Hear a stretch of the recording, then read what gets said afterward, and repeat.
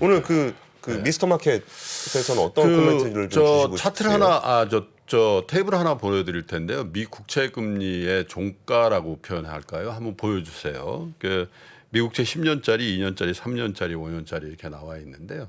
미국채 10년짜리가 간밤에 많이 올라서 3.41이 됐습니다. 이게 거의 전고점 부근. 그러니까 제가 차트를 보니까 6월 초쯤에 전고점이 3.48이었으니까 10년물은 아직 전고점 밑에 있는데요. 2년물, 3년물 이런 건 사실 기준금리하고 정확하게 같이 움직이는 금리죠. 특히 2년물은 3.7이니까 뭐 위에가 이렇게 열려버린 거죠. 그래서 이제 플러스 4.87, 플러스 1.49 이게 레이트의 변화 100분율이잖아요. 그러니까 저런 정도면 2년물 기준으로는 채권을 주식으로 만약에 비유하자면 저거 가격은 반대로 움직인 거잖아요. 하종가 친 거다라는 거죠. 아, 그렇죠. 그러니까 가격 상한선까지 이제 빠진 거나 마찬가지인데요. 막 우리나라 치면 마이너스 30%. 그렇죠. 채권 시장은 그래서 사실 주식 시장도 어제 주식 펀드 매니저를 비롯해서 투자자들이 와 죽었다 이렇게 표현하지만 채권 시장의 이제 트레이더들도 그 정도의 이제 충격을 받은 거죠. 왜냐하면 이제 기본적으로 CPI가 직격탄을 날리는 건 기준금리고 기준금리가 다시 직접적인 영향을 주는 건 미국채 2년인데 여기서 한번 생각해 보실게요.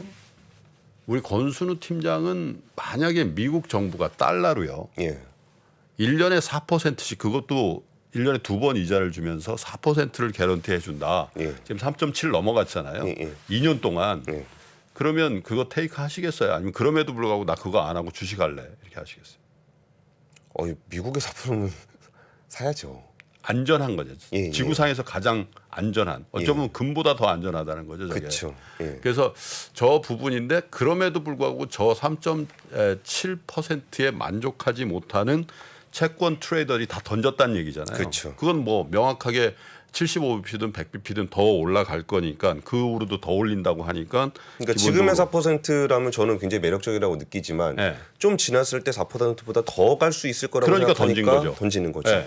그래서 사실은 이게 미 국채 2년물에 대해서 매우 매력적이기 때문에 이제 채권을 난 사야 되겠어 라고 하는 시점까지 사실 주식시장은 변동성에 시달릴 수밖에 없다. 그렇죠. 근데 그걸 이제 다시 얘기하면 이제 연준에서 완화적인 스탠스는 아니다 하더라도 초긴축 기조를 스톱하는 순간 그게 사실 어제 아침에 김한진 박사님이 말씀하셨던 바로 그 얘기거든요. 그리고 또 한 가지 그 차트를 한번 다시 보여주시면 3.41과 3.74 혹은 3.75의 갭을 보셔야 된다는 거죠. 그 장단기 금리 차의 의미는 향후의 경기에 대한 매우 부정적인. 그러니까 사실 인플레이션은 매우 명확하고 그리고 장단기 금리 차에서 나오는 미국 경기의 장기 회의론에 대해서는 훨씬 더 명확한 부정적인 그 상황이 됐으니까 사실은 위험 자산인 주식을 그냥 하루라도 빨리 1시간이라도 빨리 갖다 버려야 되겠다. 팔아야 되겠다라는 그런 어떤 투매 심리가 나스닥의 5% 이상의 하락을 촉발한 거라고 봐야 되겠죠. 그래서 어쨌든 미 국채 금리가 함의하는 거는 장단기 금리 차의 더욱 더 큰 확대.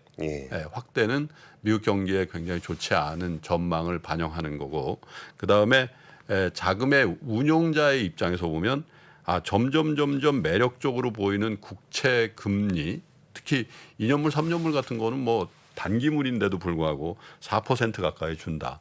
그럼에도 불구하고 CPI가 채권 금리의 수익률을 매력적으로 보이지 않게 만들고 있다는 거예요. 그래서 사실 주식도 빠지고 채권도 빠지는 상황. 그래서 한 자산이라도 나 이거 집중적으로 사서 먹어야 되겠다. 먹을 수 있겠다라는 상황이 되면 트레이더들, 이 주식 운용자들, 채권 운용자 같이 붙어 있잖아요.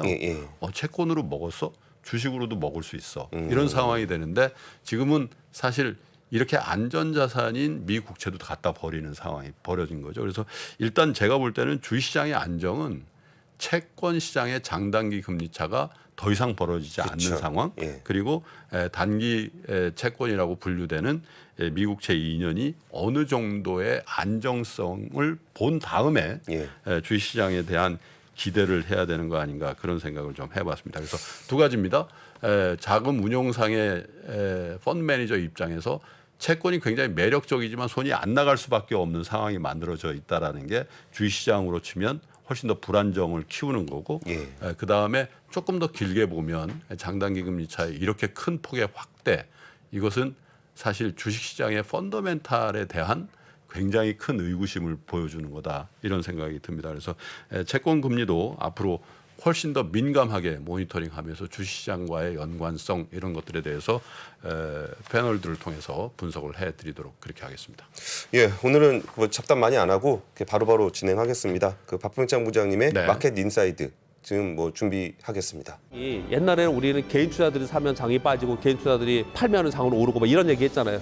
그런 얘기하는 사람들은 정말 진짜 이제 물러나야 돼요. 제 경험상 캐시가 최고입니다. 10년 있으면 엄청난 기회가 와요. 평일 600석 전석 매진 2022 하반기 자산시장 대전망이 온라인으로 출시됐습니다. 우리는 펀드 매니저가 아니에요.